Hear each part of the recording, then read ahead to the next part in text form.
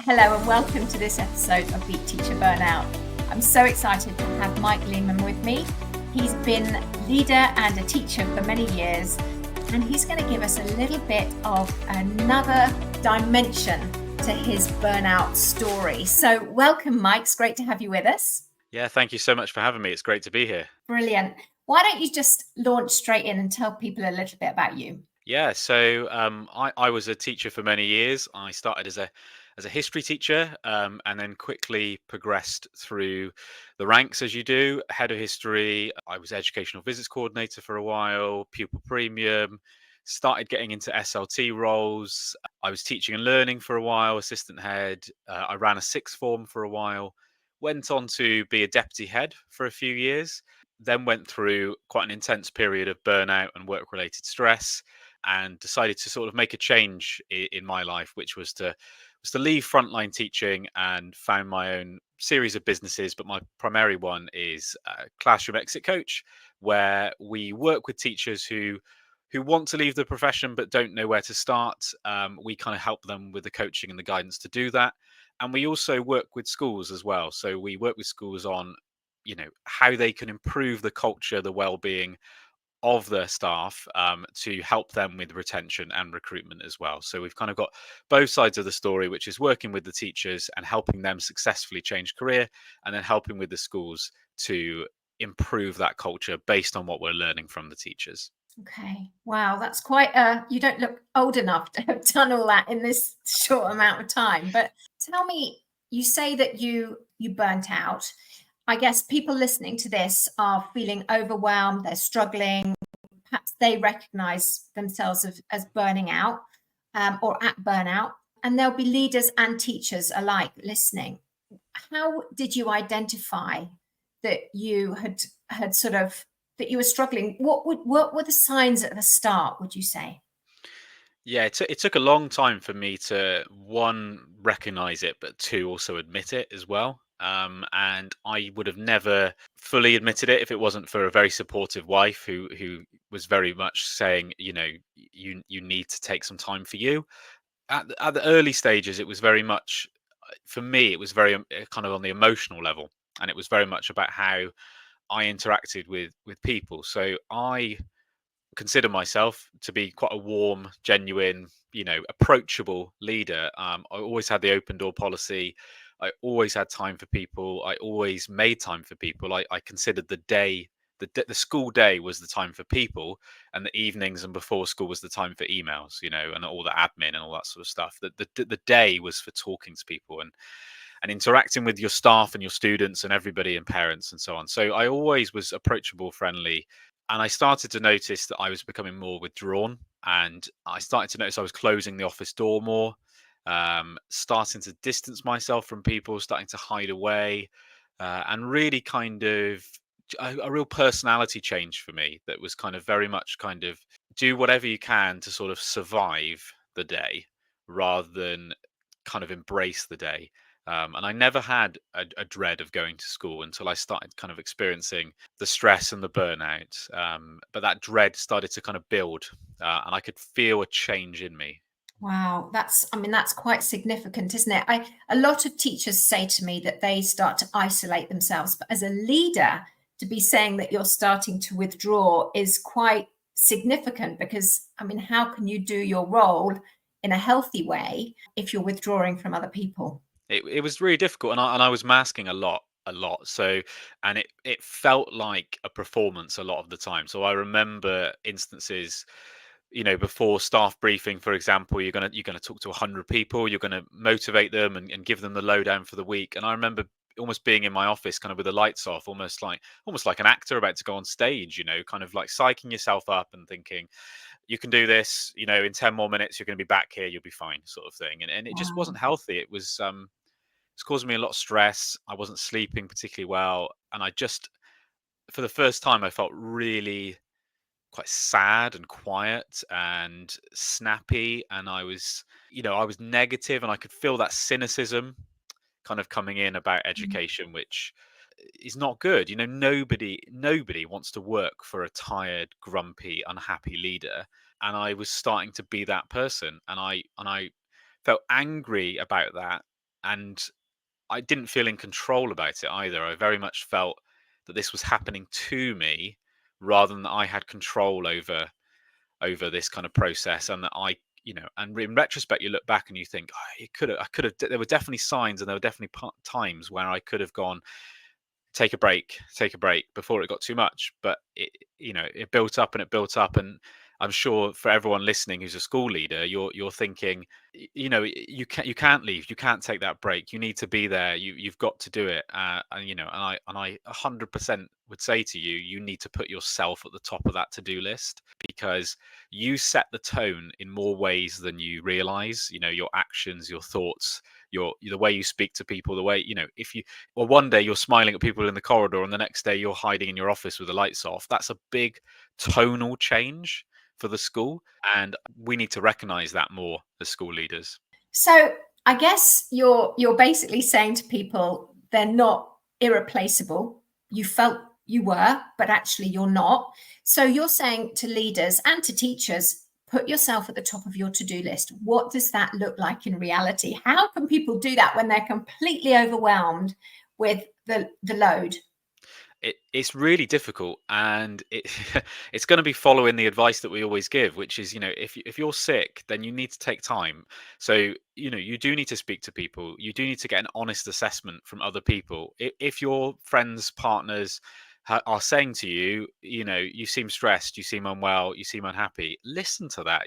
They care for you. Then it can feel at the time that that's a criticism, and your defense mechanism comes in, like, I'm not stressed, that sort of thing. But they know you, and they care for you, and they want you to be emotionally available, not just physically there. And it does involve listening to them. So I would encourage anybody to go and speak to their GP, speak and have honest conversations with their line manager as well, whether you're a school leader and that's the head teacher. If you're the head teacher, maybe that's the chair of governors, or it could be your deputies. And you could say to them, look, I'm struggling a little bit at the moment. I can't bring 100% to work. And I just want you guys to be aware that I'm going to need a bit of support in the next couple of weeks and months as I kind of bounce back. And I really appreciate you working with me on this. And that's about that emotional vulnerability that can be really difficult, because as a school leader, particularly, you want to protect that kind of brand and that ethos you've developed, which is that you're the person who solves problems. You don't want to be the person who's bringing potentially problems, but the problem that you're dealing with is just going to get worse and worse and worse if you don't put yourself to the top of the to-do list. And that idea of being irreplaceable, I was absolutely guilty of that. So I was somebody who felt that I couldn't take a day off. I had to be there. I remember my wife saying to me once, if you got hit by a bus tonight or tomorrow, you wouldn't go to school. They'd deal with it. They'd have to. And I remember thinking, no, I have to be in. I have to be in. It can't function without me. And this is the bit that a lot of school leaders aren't going to like to hear, but you are replaceable. You really are replaceable. You might be absolutely brilliant at your job. You might be a fantastic head, a fantastic deputy, a fantastic school teacher. But the moment you're off, the school will continue to function.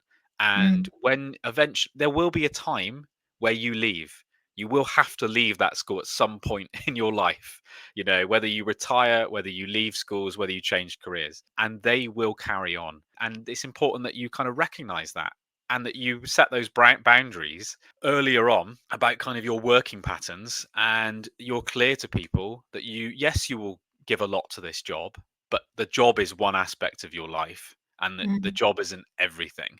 But those things are hard to do. Take a Really lot of hard. courage. Yeah, totally. And I think one of the things I teach is that if teachers and leaders can look at their week ahead and say, right, I'm going to put in, for starters, one thing for me, because you're taking a piece of control. And that might be, I'm going to leave on time one day a week, or I'm going to go to the gym and I'm going to be at the gym at 5, or I'm going to take half an hour lunch break and I'm actually going to go for a walk. So it's starting to take a little bit of control back into your day, so that you are not completely being a teacher from 7 a.m. till 10 p.m. because you've got a bit of you time. And ideally, you'd have a lot more of you time in there, but you have to start with small steps. Yeah. But I do have a question for you, Mike. So I spoke to a teacher earlier who said that she was so stressed. She wasn't sleeping. She's crying all the time. And she has been off with work-related stress before. And she knows if she goes to the GP, that's what the GP will say. But when she went off before, the guilt was so all-consuming, she couldn't heal. She hid away. She didn't want to be seen in public. She felt so ashamed. So what could she do? What would you be saying to her?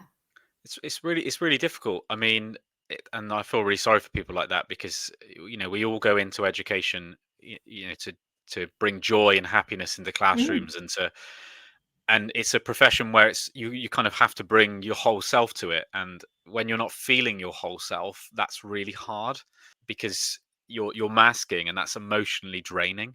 It takes its toll on you, because you're basically being two people. You're pretending to be one person during the day, and then being your true self at night. I mean, you've got to use those support networks. If you're a classroom teacher, you've got to be honest with your head of department, your head of faculty, about how you're feeling. And a good head of department, a good head of faculty will do everything to support you.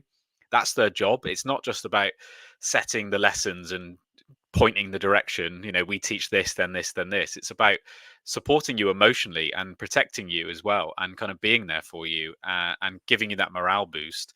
And it's working with the HR teams as well. And in certain circumstances, it might be that a phased return to work is appropriate to help you get the balance right. And it's about constantly being open with the people around you, about that return. And that's difficult, because there's a real sense of shame around work related stress and burnout, mm, which there yeah. absolutely shouldn't be. It takes enormous courage and bravery to prioritize you. And I'm not talking about teaching, I'm just talking about generally in society, people who put themselves first.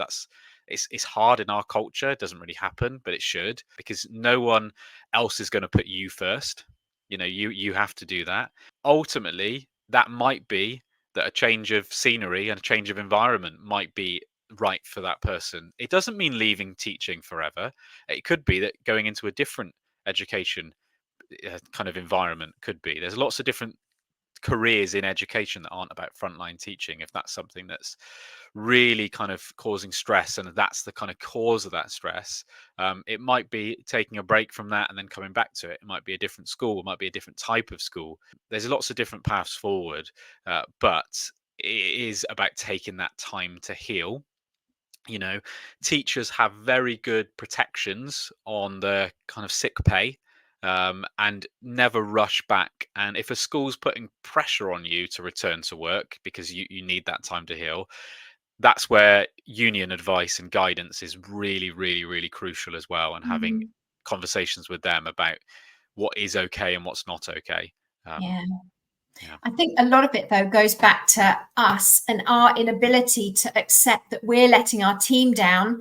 And what you say about us being irreplaceable is absolutely true, because, teaching is a job. But I mean, for me, it was a vocation. It was a passion. I loved it.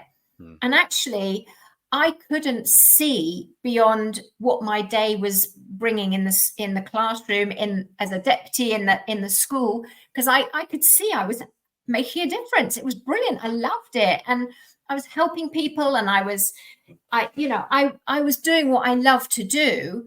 And when I got so sick, because my body just caved, because mm, I wasn't perhaps as self-aware as you were, because I had my children saying to me, Mum, please start looking after yourself. This isn't good.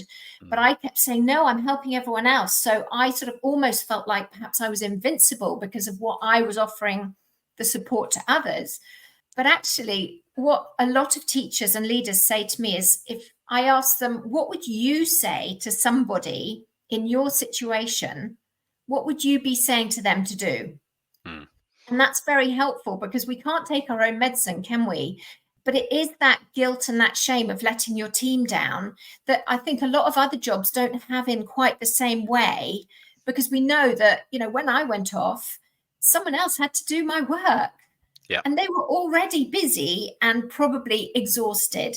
And that is very difficult to sit with. It is. It's really, really difficult, because you've already got the guilt of not being there, and then you've got the guilt of the impact on others. So it can be a real double whammy, and it's why a lot of people feel stuck and broken and undervalued in education, because when you're covering your colleagues, you often don't get a thank you for that. It's just considered to be part of the Yeah. job, and that can be really, really difficult. And that comes back to some of the kind of the structural factors and the institutional factors, in the education system at the moment, and the chronic underfunding, which just does like amplify all of those problems around guilt, because it Okay. can be really difficult to get people in to replace the people who are unwell. Yeah. So it's constantly reactionary, even Yeah. rather than long term.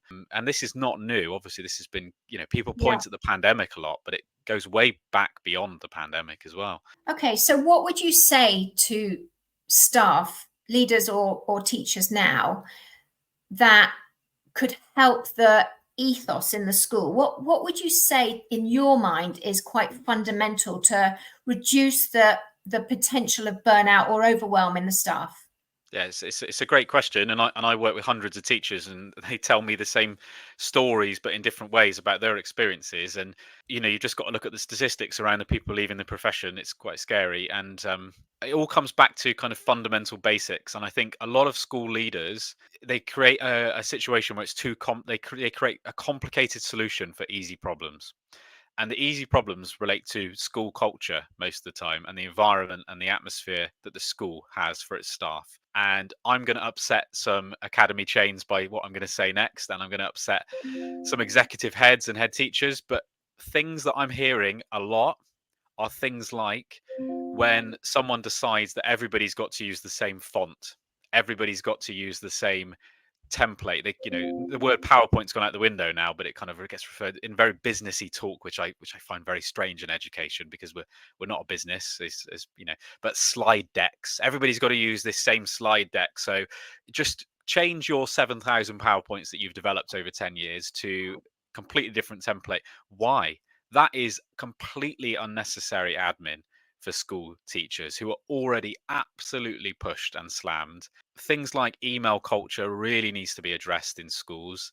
That it can be bonkers in some schools how many emails are going back and forth, and the expectation to keep up with those emails while also teaching can be I whenever I was a deputy, I wanted my teachers 100% focused on the kids in front of them. They were in that classroom to teach those kids, and I wanted their attention on those children. I wanted them engaging with them, questioning them. I wanted them there and available.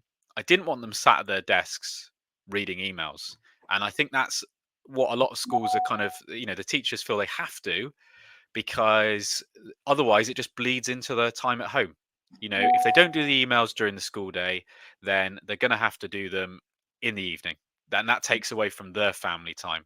Yeah. So that well-being culture, as opposed to a well-being policy, because a lot of institutions get really hung up on a policy. Oh, we've got a policy, okay. But if your policy says one thing, but you've got 20 teachers leaving a year, then you've got a disconnect between your policy and your culture. So how are you actually talking to the people on the ground about their fundamental stresses and what's causing them issues? And it is an uncomfortable look in the mirror for some school leaders. It can be really hard to genuinely listen to your staff about the stresses that they're facing, because some of those things you will not have a solution for, but you need to listen to them, because if you don't listen to them, they will take that anger and they will either change careers, or they will leave your school, or they will vent about your school to other people. And all of this just builds into a recruitment and retention cycle for you. But it also means that you've got unhappy staff, which means you've got unhappy classrooms, which means you've got kids that aren't focused on learning, which means you've got poor results. So Mhm. it all comes back, in my view, to culture, creating the culture where teachers thrive, Yeah. talking to them about their professional development, their aspirations. What do you want to do? Your classroom teachers, I'm sure lots of them would love to go on and do extra things, but they can't even think about that right now, because they're dealing with the 1,000 emails that are coming through, and they don't feel supported on X, Y, and Z. And maybe they've got professional development, but it's not relevant to them and their experience and what they want to work on. So listening, actively engaging with them, having professional conversations about career progression, professional development, what would they like to do, what Yeah. value do they bring beyond their subject expertise? all of those things. There's a big long list there, and it can feel Yeah. overwhelming for school No, leaders. that's good. That's good. One final question before we wrap up, Mike. What would you say to the teachers listening to them about, you've mentioned prioritizing you. How do they prioritize themselves when they're feeling that overwhelmed? Yeah, I mean, that's the key, isn't it? And I mean, so many teachers work so many hours of overtime that they think they have to, because it's like a norm and a value in schools. It's like everybody does it, so I have to do it. But really, kind of really think about what is a priority. If those books have been marked a few weeks ago, do they really need? Do you really need to waste another weekend? Not waste, but do you need to give another weekend of your life to do that? Because otherwise, you're going to constantly be giving up your time. Think about what makes the most impact. Whenever there are things that are low priority and low impact, I try to basically just not do those things, because what's the point of them? If it's not a priority, like it doesn't have to happen now, and you can't really see why it's going to make an impact, then why do it? Really kind of think about why do it, or question, why do we need to do this? Have that honest conversation. It takes a brave school teacher to do this, but ask your head of department, I think my time might be better spent on this. I think that makes more of an impact. Have that conversation. You're a professional, they're a professional. A good head of department will listen and engage with you about what the priority is, but also work as a team. The amount of teachers that I see are kind of based in isolation, and they're kind of doing everything for themselves. Everything is built from scratch, and it takes hours, and it's beautiful, and it's lovely, and that's great. Is it sustainable? Is that sustainable long term? And I post a lot on LinkedIn about things like work-life sustainability rather than balance. Can you get that sustainable life right, where some weeks might be really, really busy and some weeks might be a bit quieter, and that's life. But if every week is incredibly busy, then it's not sustainable for you. No. So can we agree, as we finish, that if you work in a school, you can't give 100% daily? Oh no, absolutely no. It's just impossible, and no other profession would ask you to do that. That's just an unrealistic expectation. You can't give 100%, and I wouldn't expect you to give 100%. I would rather you come in and deliver good every day. A good service. The kids know who you are. They know you're human. You have your ups and your downs, but you're honest about that. You're honest with your colleagues, and you say, not bringing 100% today, but that's fine, because someone else might be. And it's about team, it's about culture, it's about supporting each other. If you bring 100% every single day, you might bring 100%, but it's going to take 110% from you. So that balance is not there. And if you give 100% every single day during the working week, those half terms, rather than holidays, they become recovery periods. And then you're just going through an endless cycle of working yourself like crazy, and then recovery, and then you're back into it again. And before you know it, you're 5 years in, 10 years in, and that's how burnout starts. That's how work-related stress starts. Yeah. It starts with our high performers. Yeah. Yeah, the high performers, the people pleasers, the over conscientious. Yeah. Yeah. Yeah. Okay. Well, thanks, Mike. I really appreciate your time. And I will put in the blurb along with the podcast how people can get hold of you. So we appreciate your time, your experience, your wisdom. And thanks, everyone, for listening. See you next time. Thanks for listening. I hope you took something of value from today. If you want to connect, I'm at rowenahicks.com, or I have a Facebook group, which is Preventing Teacher Burnout. So I look forward to connecting to you at one of those.